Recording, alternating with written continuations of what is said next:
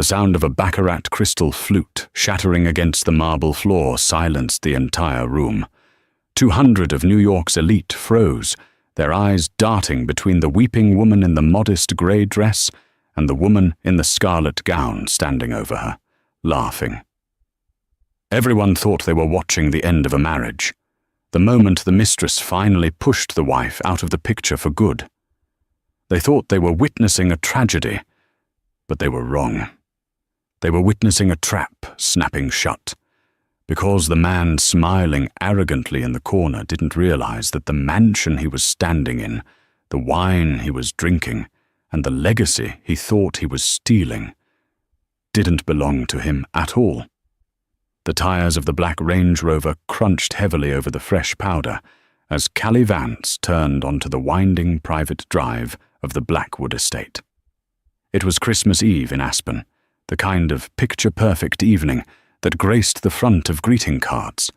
The pines were dusted with white, the air was crisp enough to burn the lungs, and ahead, glowing like a beacon of warmth and wealth against the twilight, stood the ancestral home of the Vance family. For 10 years, this drive had signaled comfort. It meant hot cider with her father-in-law Arthur, discussing literature by the fire. It meant the chaotic joy of the kitchen staff, preparing the feast.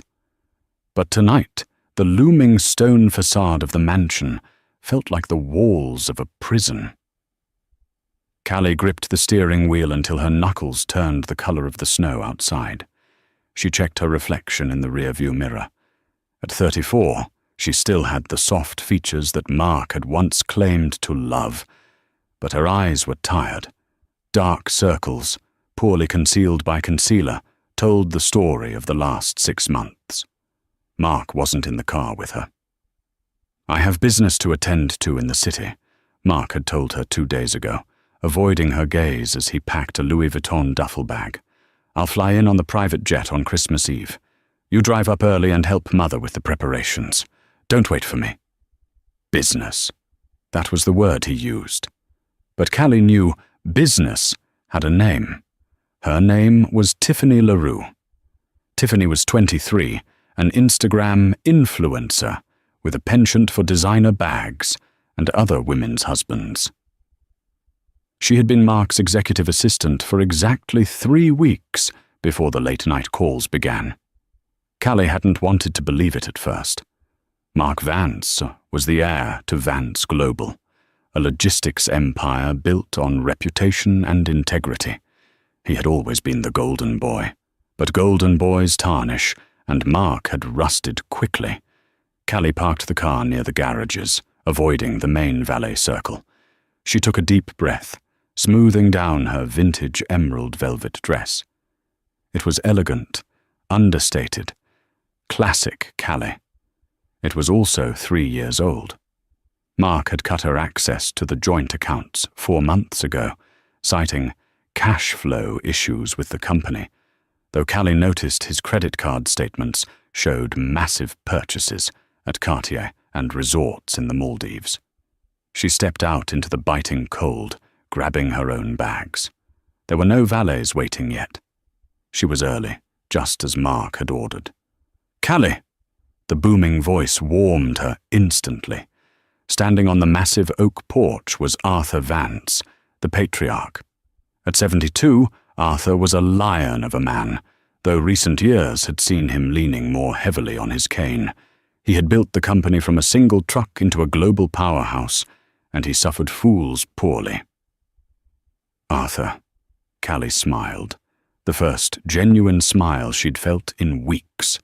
She hurried up the steps, and he pulled her into a bear hug that smelled of expensive tobacco and cedar. "Where is that husband of yours?" Arthur growled, looking over her shoulder at the empty driveway. "I thought he was driving you." He had some last-minute meetings, Arthur. "He's flying in later," Callie lied, protecting Mark out of habit. Arthur's eyes, sharp and steel grey, narrowed. He saw right through her. He always did. He noticed the lack of jewelry on her fingers. Mark had borrowed her diamond anniversary ring to get it cleaned, 2 months ago, and never returned it. He noticed the tension in her shoulders. Meetings, Arthur scoffed. On Christmas Eve. The boy has lost his way, Callie. I've been reviewing the quarterly reports. The Asian division is bleeding money and he's spending his time in... He stopped himself, patting her hand. Never mind. Come inside. It's freezing. Sylvia is in the solarium, terrorizing the florists. Inside, the manor was a masterpiece of holiday decor. 20-foot garlands wound up the grand staircase, and the smell of pine and cinnamon was intoxicating. But the warmth of the house couldn't melt the ice in Callie's stomach. She spent the next 3 hours doing exactly what Mark expected, serving. She reorganized the seating charts because Sylvia, her mother-in-law, was too overwhelmed.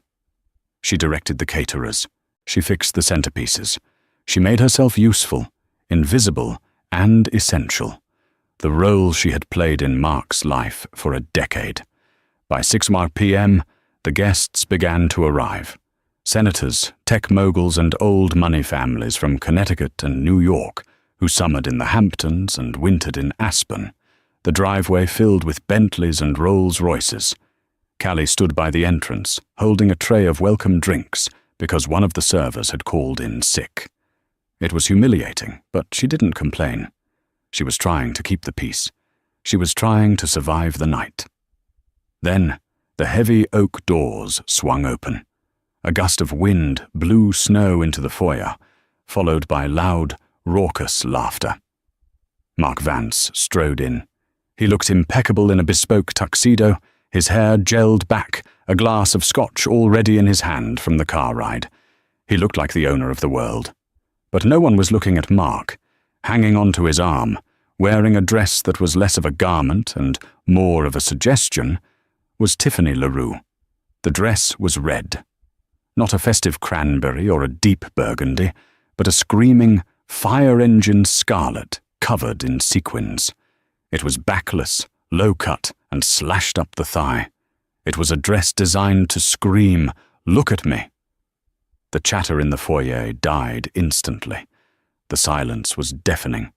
Mark didn't seem to notice, or perhaps he didn't care. He spotted Callie standing near a pillar, holding the tray of champagne. A cruel smirk twisted his lips. "Ah, there you are," Mark said, his voice booming across the quiet hall. He walked over, dragging Tiffany with him. "Tiffany, darling, you remember Callie? She's holding the drinks. Grab me a glass, would you?" The drive from the airport was parched. Callie froze. The disrespect was so blatant, so visceral, it felt like a physical slap. Tiffany giggled, a high-pitched, grating sound. She looked Callie up and down, her eyes landing on the modest velvet dress. "Oh, hey, Callie," Tiffany said, snapping her gum. "Cute dress. Very vintage. My grandma has drapes just like that." Mark laughed. "Be nice, Tiff. Callie works hard." He turned to his wife, his eyes cold and dead. "Well, the champagne isn't going to pour itself, Callie." Callie's hand trembled, the crystal flutes on her tray clinking softly together. For a split second, she considered throwing the entire tray into Mark's smug face. But then she saw Arthur across the room. He was gripping his cane so hard his knuckles were white, his face a mask of thunderous fury.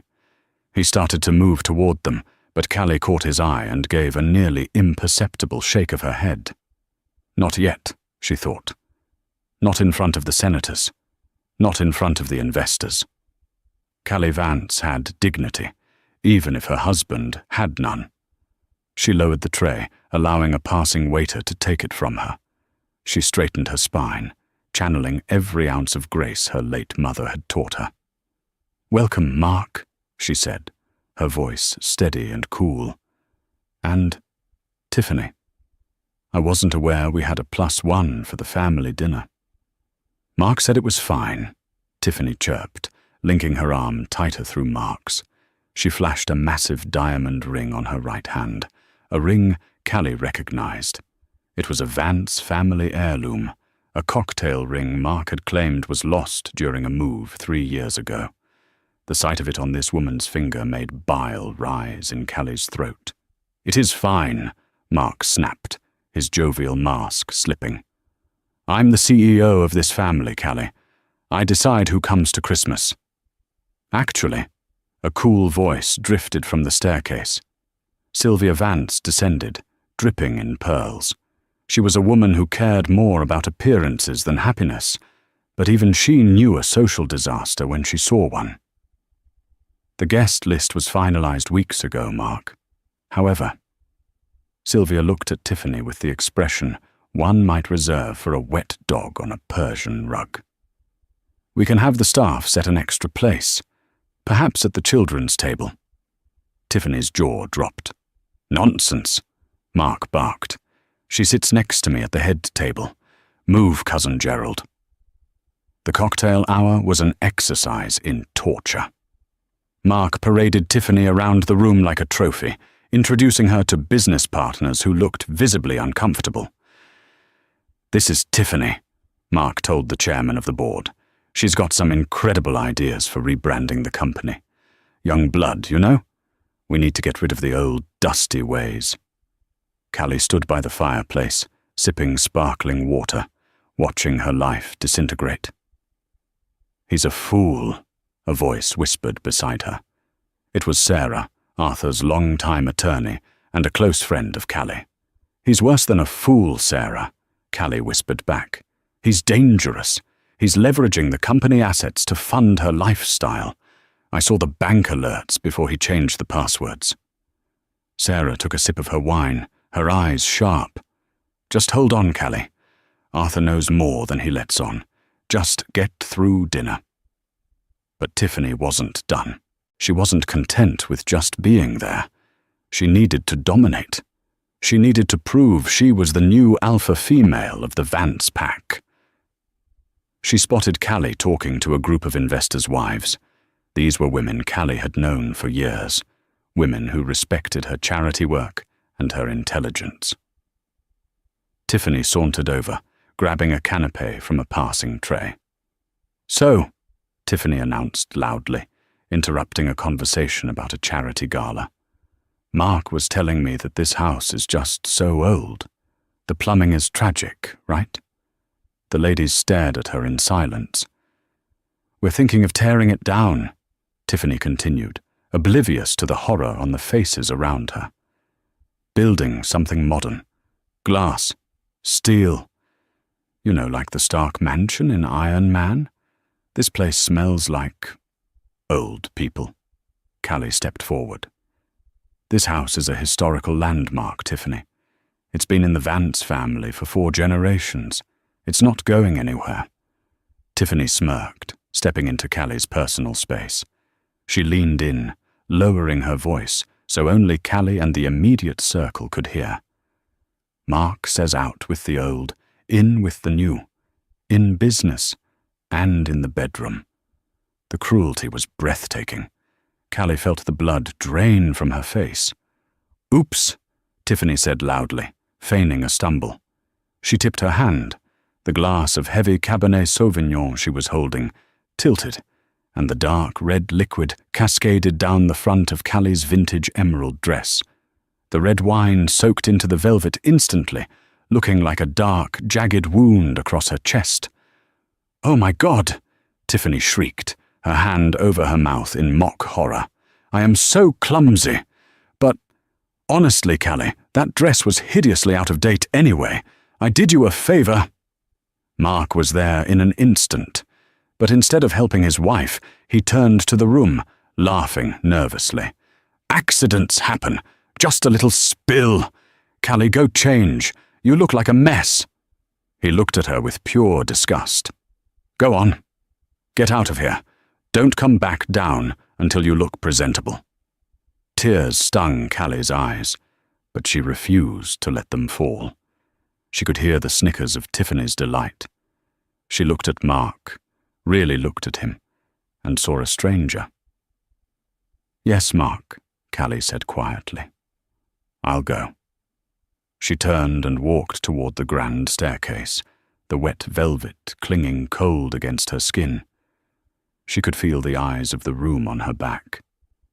She felt small, defeated, and utterly alone.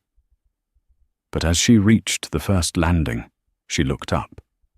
Standing on the balcony above, looking down at the scene like a gargoyle on a cathedral, was Arthur Vance.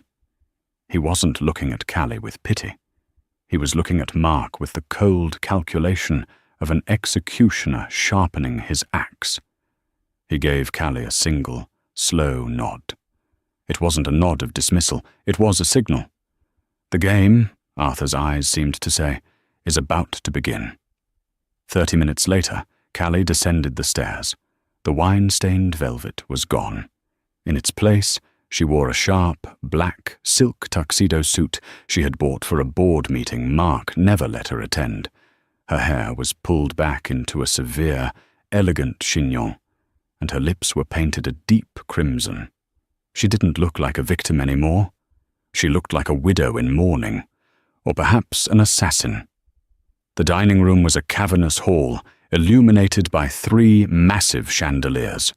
The table, set for 20, was laden with silver, crystal, and winter roses. At the head sat Arthur, looking like a king on a crumbling throne. To his right sat Mark. To Mark's right, in the seat usually reserved for the guest of honor, was Tiffany. Callie took her seat at the far end of the table, opposite Arthur.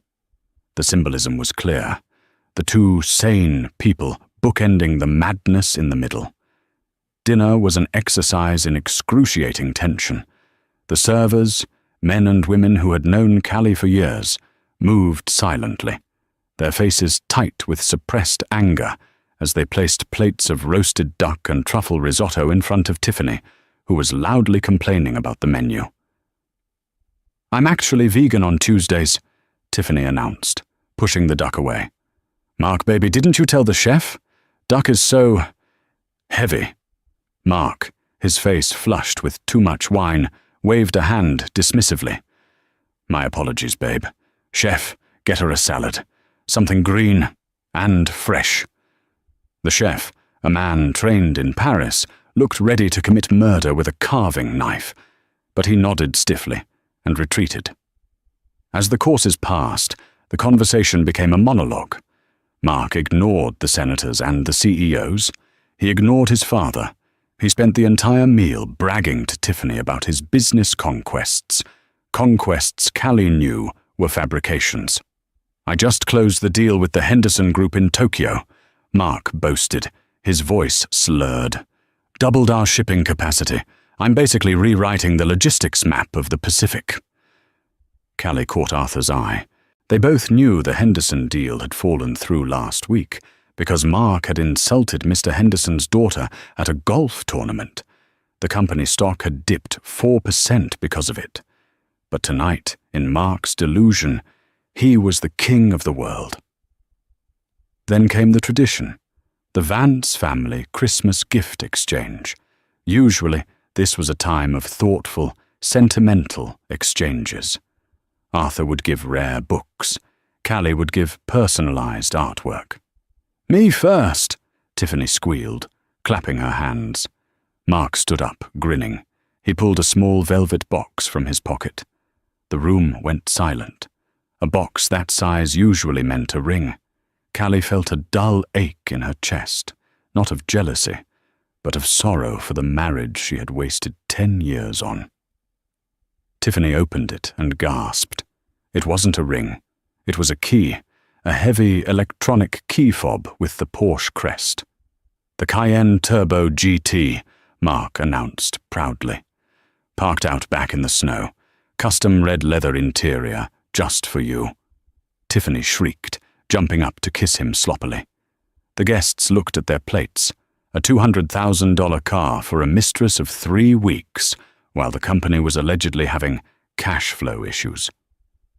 "And for my lovely wife," Mark said, his voice dripping with sarcasm.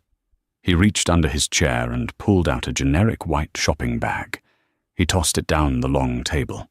It slid across the mahogany surface, and stopped in front of Callie. The disrespect of the toss made the senator's wife gasp audibly. Callie opened the bag slowly. Inside was a box of Slim Fast shakes and a gift certificate to a local gym called Tone Up. "I noticed you've been looking a little soft lately," Mark laughed, winking at his friends, who did not laugh back. "Figured you'd want to get back in shape for the new year." "New year? New you, right?" The cruelty was so specific, so petty, it sucked the air out of the room. "And I got you something too, Callie," Tiffany chimed in. She reached into her oversized Louis Vuitton tote and pulled out a neatly wrapped package. "Mark told me you love cooking so much." Callie unwrapped the paper. It was an apron. But not just any apron. It was a cheap, frilly thing with the words, "The Help," printed in bold, glittery letters across the chest. "Because you're so good at serving," Tiffany giggled. "You know, with the drinks earlier, I thought it suited you." Silence. Absolute, heavy silence. Callie looked at the apron. Then she looked at the gym membership. Then she looked up, her dark eyes locking onto Mark's. She didn't cry. She didn't scream. She simply smiled, a cold, terrifying smile that didn't reach her eyes. "Thank you, Mark." "Thank you, Tiffany," Callie said, her voice steady as a surgeon's hand. "These gifts are very revealing. They tell me exactly where I stand." "Glad you finally get it," Mark sneered, pouring himself another scotch. "Oh, I get it," Callie said softly. She placed her hands on the table. "I suppose it's time for my gift to you, Mark." "You didn't buy me anything," Mark scoffed. "I cut your credit cards." "I didn't need a credit card for this," Callie replied.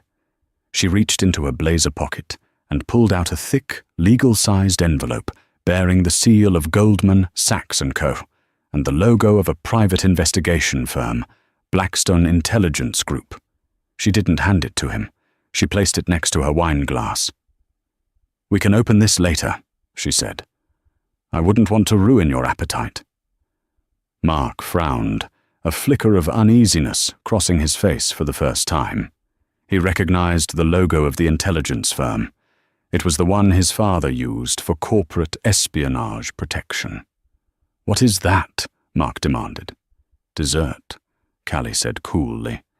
The dinner plates were cleared, but the tension remained, hanging over the table like a guillotine blade waiting to drop. The guests were restless. Several had already checked their watches, likely texting their drivers to bring the cars around. No one wanted to be part of the implosion of the Vance family. Mark, sensing he was losing the room, decided to regain control the only way he knew how: brute force. He stood up, tapping his spoon against his glass. The crystal rang out sharply. "A toast!" Mark bellowed, swaying slightly. "To family, to the future, and to the restructuring of Vance Global." Arthur, who had barely spoken a word since the soup course, slowly turned his head to look at his son. "Restructuring?" Arthur asked, his voice low and gravelly. "I wasn't aware of any restructuring, Mark." "That's because you're retired, Dad," Mark said dismissively, waving his hand. "Or you should be. You're old, you're tired. The board knows it. The investors know it." Mark turned to face the room, his back to Callie. "The truth is," Mark announced, his voice booming, "Vance Global needs a leader with vision. A leader who isn't afraid to cut the dead weight. And speaking of dead weight," he turned around and pointed a finger directly at Callie. "I didn't want to do this on Christmas, Callie, but you forced my hand with your attitude tonight. The way you treated Tiffany, it's unforgivable." Callie raised an eyebrow. "I treated her." "You made her feel unwelcome," Mark shouted, slamming his hand on the table. "This is my house. This is my future wife, and I won't have you looking down your nose at us." He reached into his tuxedo jacket and pulled out a folded document. He walked down the length of the table and threw it onto Callie's plate. "These are divorce papers," Mark said. "Drafted by Sullivan and Cromwell this morning. I'm filing them the day after Christmas. Irreconcilable differences." The guests gasped. To serve divorce papers at Christmas dinner was a level of sociopathy that even the jaded elite of New York were not prepared for. "And," Mark continued, a cruel grin spreading across his face, "since this house is a company asset, and you are no longer an employee or a spouse of the CEO, you are trespassing." Tiffany giggled, covering her mouth. "Bye-bye, Callie." Mark checked his Rolex. "It's 8:30 p.m. I want you out by 9 p.m. Grab your things, whatever fits in your car. Leave the jewelry. Leave the clothes I bought you. Just get out." Callie looked at the papers. She didn't pick them up. She looked at Arthur. Arthur Vance slowly pushed his chair back. The sound of the wood scraping against the floor echoed like a gunshot. He stood up, leaning heavily on his cane. He looked older than he ever had, frail and tired. "Mark," Arthur said softly, "you are making a mistake." "The only mistake I made was waiting this long to take what's mine," Mark snapped at his father. "Sit down, old man. I run this show now. I have the power of attorney you signed 3 years ago when you had your heart surgery. I control the voting shares. I control the accounts. I control the house." Mark walked over to Tiffany and put his arm around her. "We are the new face of Vance Global. Young, vibrant, beautiful. Callie is the past. You are the past, Dad." Mark looked at Callie, his eyes full of malice. "Well, why are you still sitting there?" 8:32, Callie. Clock is ticking. Don't make me call security to drag you out." Callie slowly stood up. The room held its breath. She picked up the envelope she had placed on the table. The one from the intelligence firm. She walked slowly toward Mark. She didn't look defeated. She looked tall. She looked formidable. "You're right, Mark," Callie said, her voice ringing clear and strong in the silence. "There is a lot of dead weight in this company, and there are going to be some big changes." She stopped 3 feet from him. "But you're wrong about one thing," she said. "And what's that?" Mark sneered. "You think you own this house," Callie said. "You think you own the company because of a power of attorney document signed 3 years ago." "I do," Mark said. "It's ironclad." "It was," Callie corrected, "until it was revoked." Mark laughed. "Revoked? By who? Him?" He pointed at his father. "He hasn't signed a legal document in months. He can barely hold a pen." "No," Callie said. "Not by him." She turned to the guests, addressing the room. "You see, everyone assumes that Vance Global is owned by the Vance family, by Arthur, and then by Mark. But that's not strictly true.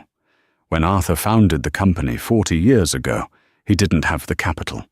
He took a silent partner, an investor who put up 60% of the initial funding in exchange for a controlling interest in the holding company that owns the assets." Mark rolled his eyes. Yeah, ancient history. That investor died 10 years ago. Some recluse in Switzerland." "He did die," Callie agreed. "Mr. Elias Thorne. A brilliant man. He had no children, no family.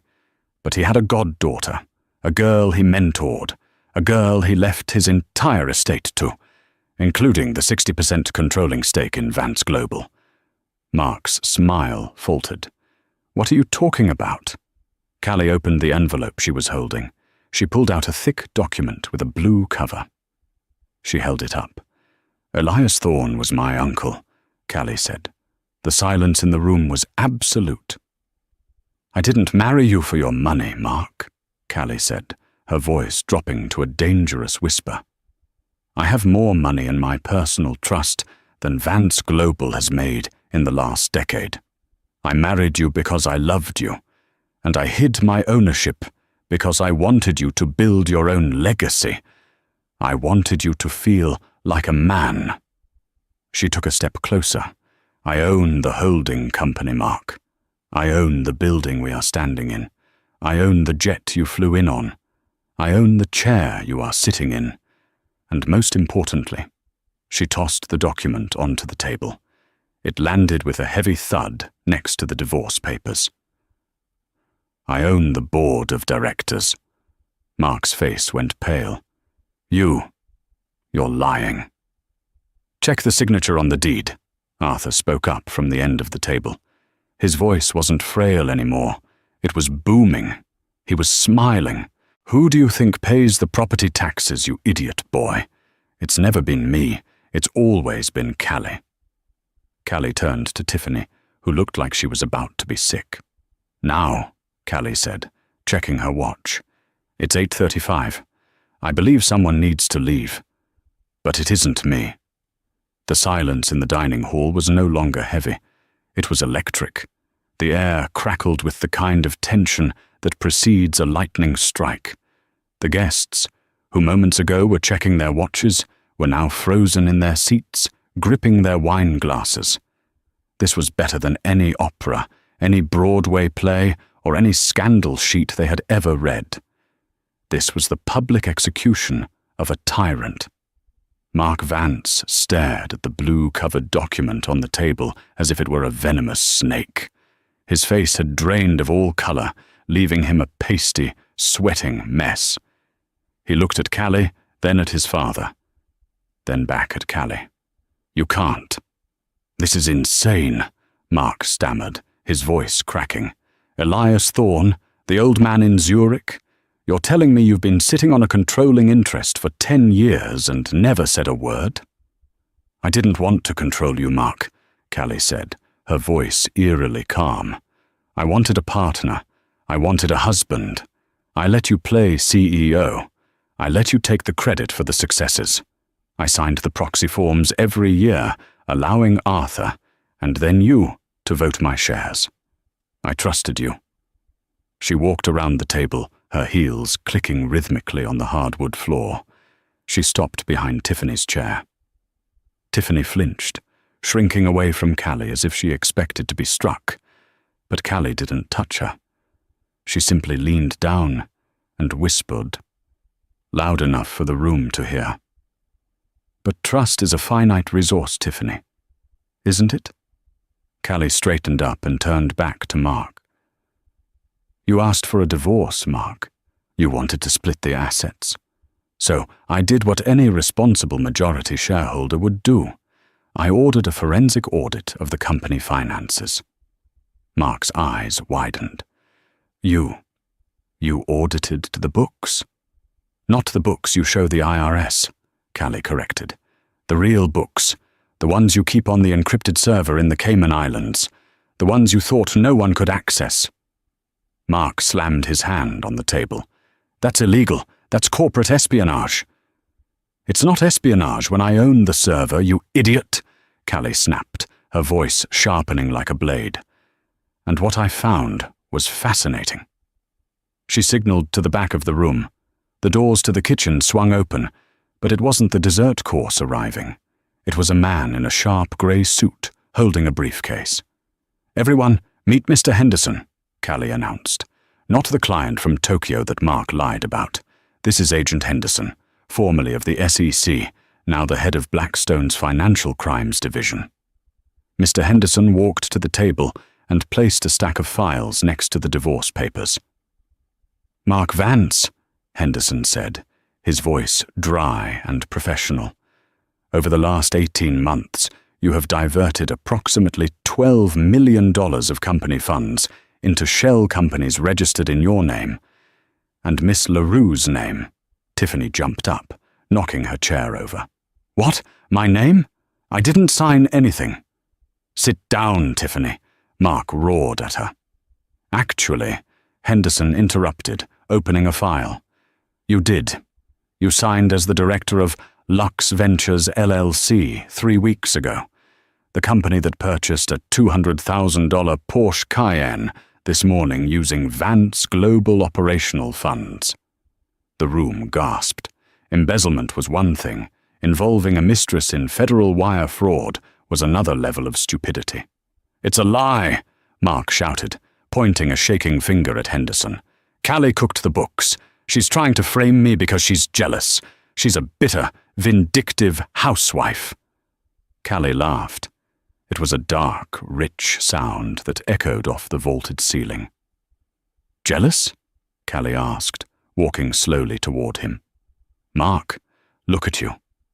You're a drunk, you're a thief, you're a liar, and you're not even a good businessman. The Asian division isn't bleeding money because of the market. It's bleeding because you fired the regional managers and replaced them with your fraternity brothers who have no idea how to run a logistics chain." She picked up a wine glass, Mark's glass, and inspected it. "I'm not jealous, Mark. I'm embarrassed. I'm embarrassed that I spent 10 years trying to help you grow up. I'm embarrassed that I covered for your mistakes. I'm embarrassed that I let you think you were a king when you were just a jester in a suit I paid for." She poured the scotch onto the floor. "But I'm done being embarrassed. Now I'm just the plaintiff." Tiffany was hyperventilating. She looked at Mark, then at the door. "Mark, you said you had your own money. You said you were a billionaire." "I am," Mark lied, sweat dripping down his nose. "This is just a liquidity issue, a misunderstanding. Callie, baby, we can talk about this, in private. Please." He reached out to grab Callie's hand. Callie recoiled as if he were radioactive. "Don't touch me," she hissed. "And don't call me baby. You lost that right when you brought her into my home. You lost that right when you insulted me in front of our friends. You lost that right when you stole from the legacy Arthur built." She turned to Arthur. The old man was watching his son with a mixture of heartbreak and resolve. "Arthur," Callie said softly, "I'm sorry it had to happen this way." Arthur nodded slowly. He looked at Mark. "You stole from the company, Mark. That's bad. But you humiliated your wife. That's unforgivable. You broke the code, son." "Dad, help me," Mark pleaded. "She's going to ruin me. Talk to her.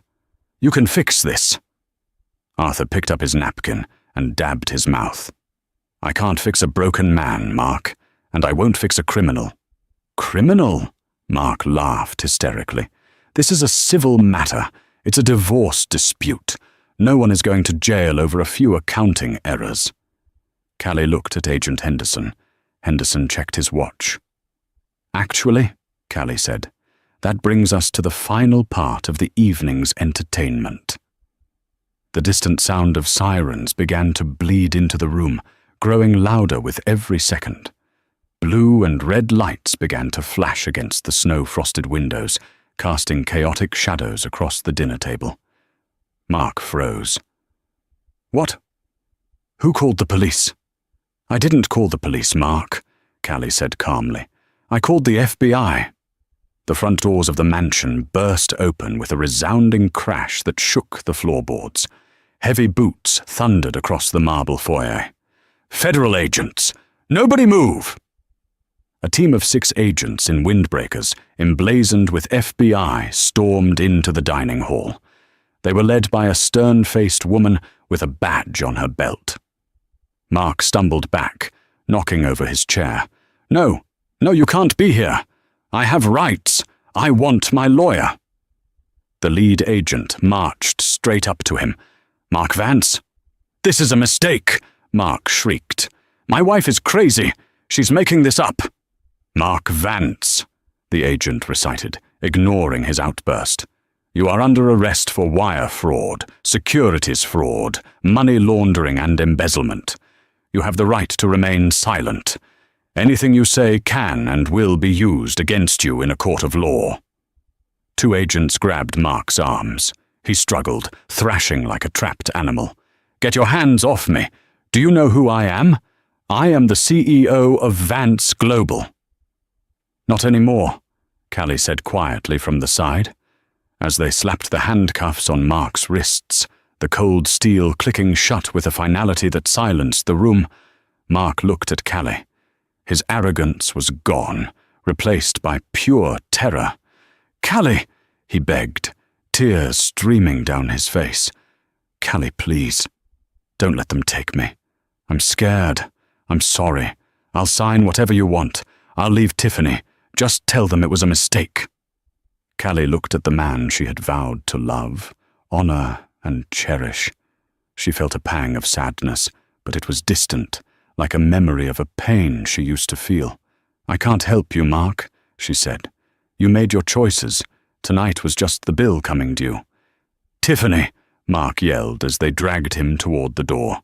"Tiffany, call the lawyer. Call the firm." But Tiffany wasn't making any calls. She was trying to slide unnoticed under the table. "Ms. LaRue," the lead agent called out. Tiffany froze. She slowly stood up, her red sequin dress shimmering garishly under the chandelier lights. She looked like a child caught stealing candy, if the candy were worth millions of dollars. I didn't know," Tiffany sobbed, her mascara running down her cheeks. "I'm just an assistant. He told me to sign the papers. He said it was for tax purposes. I didn't know he was stealing." "You can explain that to the U.S. attorney," the agent said. "Ms. LaRue, you are being detained as a material witness and a potential co-conspirator. Please come with us." "No!" Tiffany screamed as an agent took her arm. "He bought me the car. I didn't ask for it. Callie, tell them I'm stupid. Tell them I didn't know." Callie looked at Tiffany. "You knew enough to mock me in my own home, Tiffany. You knew enough to try to take my husband. You wanted the lifestyle? Well, this is part of it. The Vance family plays for high stakes. If you can't handle the losses, you shouldn't have sat at the table." Tiffany was led away, wailing, her red dress trailing behind her like a bloodstain on the floor. Mark was dragged out behind her, still begging, still bargaining, until the heavy oak doors slammed shut, cutting off his voice. The room fell into a stunned silence. The only sound was the crackling of the fire in the hearth. Callie stood alone at the head of the table. She looked at the empty chairs where her husband and his mistress had sat. She took a deep breath, and for the first time all night her shoulders relaxed. She turned to the guests, the senators, the CEOs, the socialites. They were all looking at her with a mixture of fear and newfound respect. They realized they weren't looking at a scorned wife. They were looking at the true power behind the Vance throne. "I apologize for the interruption to your dinner," Callie said, her voice steady and gracious. "It seems we have had a change in management." She signaled the servers who were staring open-mouthed by the kitchen doors. "Please," Callie said to the staff, "bring out the dessert and open the 1995 vintage champagne, the good stuff. We have something to celebrate." "What are we celebrating, Callie?" asked the senator's wife, her voice trembling slightly. Callie picked up her glass of water, raising it in a toast. She looked at Arthur, who was smiling at her with pride. "We are celebrating the trimming of the fat," Callie said, "and the beginning of a new era for Vance Global." She looked directly into the camera of a guest who had been subtly filming the arrest on their phone. "Merry Christmas, everyone." 1 year later, the winter sun hung low over the Aspen Mountains, casting long, violet shadows across the pristine snow of the Blackwood estate. To an outsider, the scene looked almost identical to the year before. The towering pines dusted with white, the smoke curling lazily from the massive stone chimneys, and the winding driveway lined with twinkling lights. But to anyone who stepped inside the heavy oak doors, the difference was visceral. The house, once a mausoleum of tension and hushed whispers, was now alive. Callie Vance stood on the balcony of the master suite, a steaming mug of artisanal hot cocoa cradled in her hands. She took a slow sip, savoring the silence. Not the fearful silence of walking on eggshells, but the peaceful silence of absolute control. She turned back toward the room. It was unrecognizable from the space she had shared with Mark. During the last 12 months, she had purged every trace of him.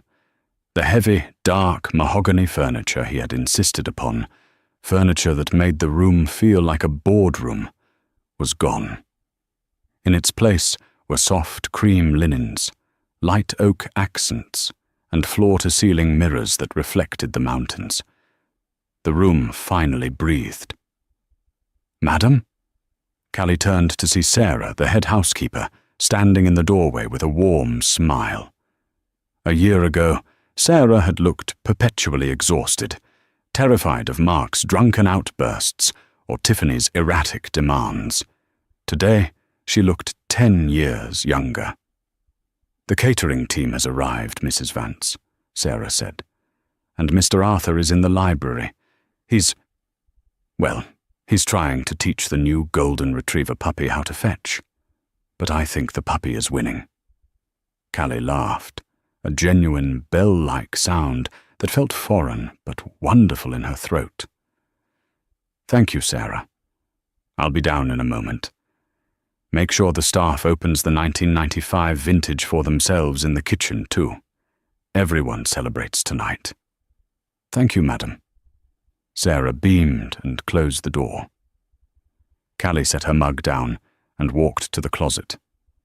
Tonight wasn't just a Christmas party. It was a coronation. She ran her hand over the fabric of her outfit.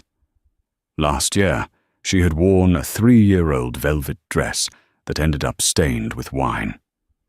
Tonight, she chose a custom-tailored white tuxedo suit with diamond-encrusted lapels, designed by a friend she had made during her keynote speech at the Davos World Economic Forum.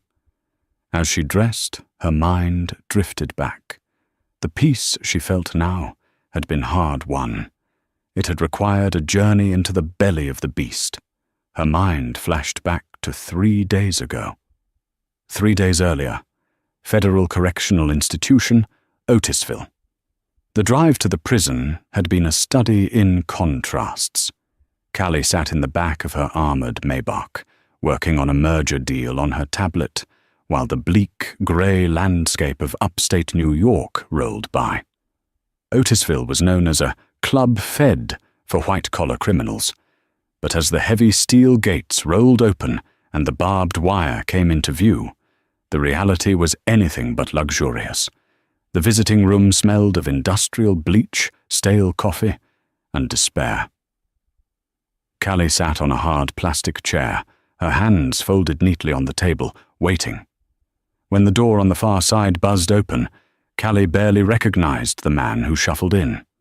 Mark Vance had always been a man who took pride in his appearance. Manicured nails, bespoke suits, hair gelled to perfection. The man sitting opposite her now was a ghost. His skin was sallow and grey, hanging loosely on his frame. He had lost at least 30 pounds. His hair was thinning rapidly, and the orange jumpsuit looked comically large on him. He sat down, avoiding her eyes. He didn't look like a CEO. He didn't look like a predator. He looked like a ruin. "Hello, Mark," Callie said, her voice steady. Mark flinched at the sound of her name. He slowly lifted his head. His eyes were red-rimmed and watery. "You came," he rasped. His voice was hoarse, as if he hadn't used it in days. "I didn't think you would." "I had business to conclude," Callie said, sliding a thick manila envelope across the steel table. "The lawyers finalized the asset forfeiture. This is the last of it. Your signature is required to transfer your remaining non-voting shares to the Employee Pension Fund." Mark looked at the envelope but didn't touch it. "The pension fund?" he asked, a bitter laugh bubbling up. "You're giving my legacy to the truck drivers and the warehouse workers." "I'm giving the equity back to the people who actually built the company," Callie corrected him coldly. "It seemed fitting, considering you tried to loot their retirement accounts to buy Tiffany diamonds." At the mention of her name, Mark's face twisted in pain. He leaned forward, his hands shaking. "Have you seen her?" Mark whispered. "Tiffany." "I haven't," Callie replied, leaning back. "But my head of security keeps tabs on all loose ends." "She testified against me, Callie," Mark said, his voice cracking. Tears began to pool in his eyes. The second the handcuffs went on, she turned. She told the feds I forced her. She said I was abusive. She cut a deal for probation.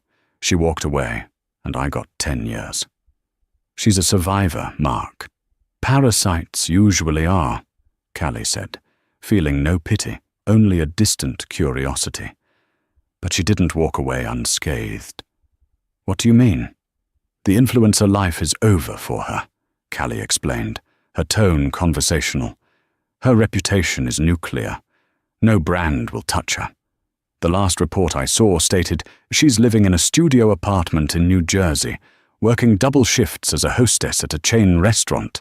She's being sued by 3 credit card companies, and she had to sell the jewelry you stole for her just to pay her legal fees. She's miserable, Mark, just like you." Mark stared at her, the reality of his total destruction sinking in. He looked around the sterile room, then back at his ex-wife, the woman he had underestimated, bullied, and betrayed. "I'm sorry," he whispered, the tears finally spilling over. "Callie, I'm so sorry. I was drunk on it. The power, the money. I thought I was untouchable. I miss the house. I miss the way you used to look at me." He reached a hand out toward the glass partition, as if trying to touch her. Is there any chance, in 8 years when I get out, could we?" Callie stood up. The movement was sharp and final. "Mark," she said, looking down at him, "the woman who loved you died the night you let your mistress pour wine on her dress. She doesn't exist anymore." She tapped the envelope. "Sign the papers. It's part of your plea deal. If you don't, the district attorney adds 3 years for obstruction." Mark sobbed, a broken, ugly sound, as he picked up the pen. Callie didn't watch him sign. She turned and walked toward the exit. "Callie!" he screamed after her, panic rising in his voice. "Don't leave me here. I'm all alone. I have no one." The heavy steel door slammed shut behind her, cutting off his wails. Callie walked out into the cold winter air, took a deep breath, and felt lighter than she had in years. The memory faded as the sound of a string quartet drifting up from the grand foyer pulled her back to the present. Callie adjusted her diamond cuffs and opened the bedroom door. She walked to the top of the grand staircase. Below, the scene was magnificent. The house was filled with 200 guests, but the energy was entirely different from the year before. Gone were the stuffy, judgmental socialites and the sycophantic yes men. The room was filled with innovators, partners, the loyal employees Callie had promoted, and the steadfast friends who had stood by her. Standing at the bottom of the stairs was Arthur Vance. He leaned on his cane, not for support, but as an accessory. He looked up, and his eyes widened. Callie began to descend. The chatter in the room didn't die down out of awkwardness this time. It quieted out of reverence. Heads turned. There was no red wine stain, no look of defeat. Callie moved with the grace of a predator who has claimed its territory. She reached the bottom step, and Arthur offered her his arm. "You know," Arthur whispered, his eyes twinkling, "I always wanted a daughter. I just never realized I had to wait for my son to lose his mind to truly find her." "I'm not going anywhere, Arthur." Callie squeezed his arm. She walked to the center of the room. A waiter, the same young man who had nervously taken the tray from her the year before, approached with a smile, holding a bottle of champagne. "Champagne, Mrs. Vance?" he asked. "Thank you, David," she said, taking a glass. She turned to face the room. She spotted Agent Henderson, now her chief of security, standing by the fireplace. He gave her a sharp, respectful nod. She saw the new board of directors looking at her with genuine respect. Callie raised her glass. The room went silent. 1 year ago, Callie began, her voice clear and resonant, carrying to the back of the hall without a microphone. I stood in this spot and watched my life fall apart. I was told I was old news. I was told I was dead weight. I was told to leave my own home. A ripple of knowing murmurs went through the crowd. But winter has a way of clearing out the dead wood, Callie continued, her eyes hard and bright as diamonds. It strips away the rot and reveals the stone beneath.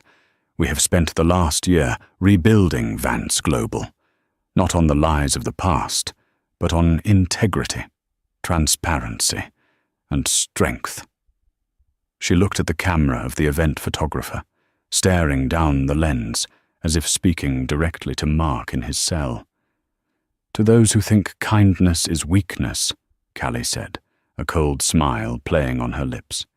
And to those who think loyalty is a suggestion, let this be a lesson. The Vance family protects its own. And when you come for the Queen, she paused, letting the tension hang in the air. You better make sure you don't miss. To Callie! Arthur shouted, raising his glass. To Callie! The room roared back in a deafening cheer. The music swelled, a triumphant waltz. Arthur bowed theatrically. May I have this dance, Madam Chairwoman? You may, Arthur, Callie laughed, as they spun onto the dance floor, surrounded by the warmth of the fire and the people who respected her. Callie glanced out the window one last time. The snow was falling harder now, burying the driveway, burying the past, burying the memory of Mark and Tiffany under layers of pure, cold white. She was no longer just a wife. She was no longer a victim. She was Callie Vance, the owner of the estate, the CEO of the empire, and the undisputed Queen of Winter, and she had never been happier. And that, my friends, is the story of how Callie Vance turned the ultimate betrayal into the ultimate victory. Mark thought he could discard his wife like an old coat, but he forgot the most important rule of power. Never underestimate the person who knows where all the bodies are buried, or in this case, where the secret servers are hidden. Callie didn't just win the divorce, she won the war, proving that dignity and intelligence will always outlast arrogance and greed. Now, Mark is sitting in a cold cell, wondering where it all went wrong. Tiffany is serving pasta to pay off her lawsuits, and Callie is running the empire they tried to steal. It's a harsh lesson, but a necessary one. Be careful who you step on to get to the top, because they might just be the one holding the ladder. What did you think of Callie's revenge? Was sending Mark to prison for 10 years too harsh, or did he get exactly what he deserved? And do you feel any sympathy for Tiffany? Or was her fate justice served? I want to hear your thoughts in the comments below. If you enjoyed this story of justice served ice cold, please hit that like button, subscribe to the channel, and turn on notifications so you never miss a new story. Thanks for watching, and I'll see you in the next video.